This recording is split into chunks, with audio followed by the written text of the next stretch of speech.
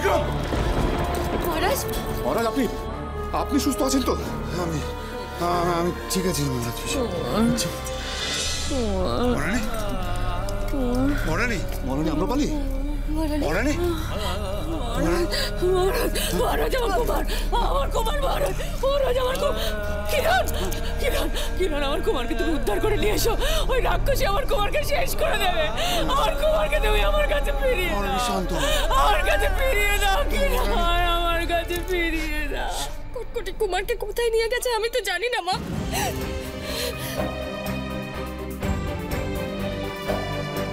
মহর্ষি, আপনি শীঘ্রই যান, গণনা করে উপায় বার করুন। মহর্ষি যান শীঘ্র।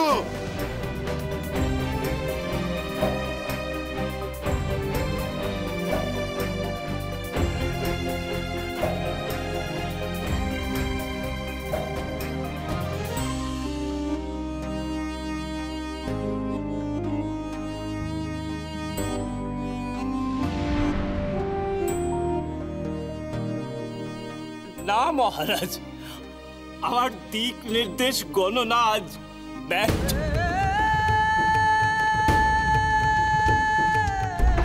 কুমারকে নিয়ে রাক্ষসী কুটকুটি কোথায় গিয়েছে তা আমার গণনা ধরতে পারছে না মহারাজ, ধরতে পারছে না।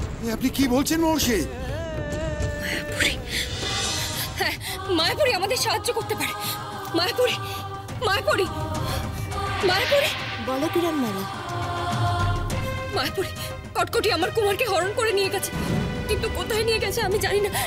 তুমি কি আমাকে সেই স্থানের সন্ধান দিতে পারো?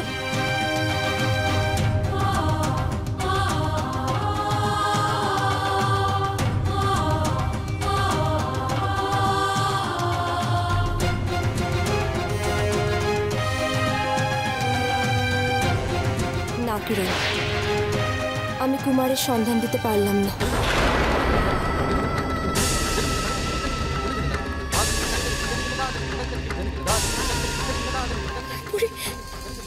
তুমিও জানো না কুমার কোথায় আছে? আসলে কটকটি কুমারকে এমন স্থানে রেখেছে যেখানে শুভ শক্তির কোনো মাধ্যম পৌঁছাতে পারবে না। এমন কোন স্থান যা শুভ শক্তির মাধ্যমকে প্রবেশ করতে বাধা দেয়? কটিমা, এই উড়ন জুড়ে কোন দিকে যাচ্ছে? না, আমরা তো পাতালপুরীর দিকে যাচ্ছি না, অন্য দিকে যাচ্ছি।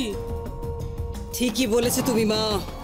পাতালপুরীতে যদি কুমারকে নিয়ে যাই তাহলে কিরণমালা খুব সহজেই ওর সন্ধান পেয়ে যাবে, আর তাই কুমারকে আমরা অন্য একজনের রাজ্যে নিয়ে যাচ্ছি। কার রাজ্যে? আর সেই রাজ্যে আমরা যাবই বা কেন?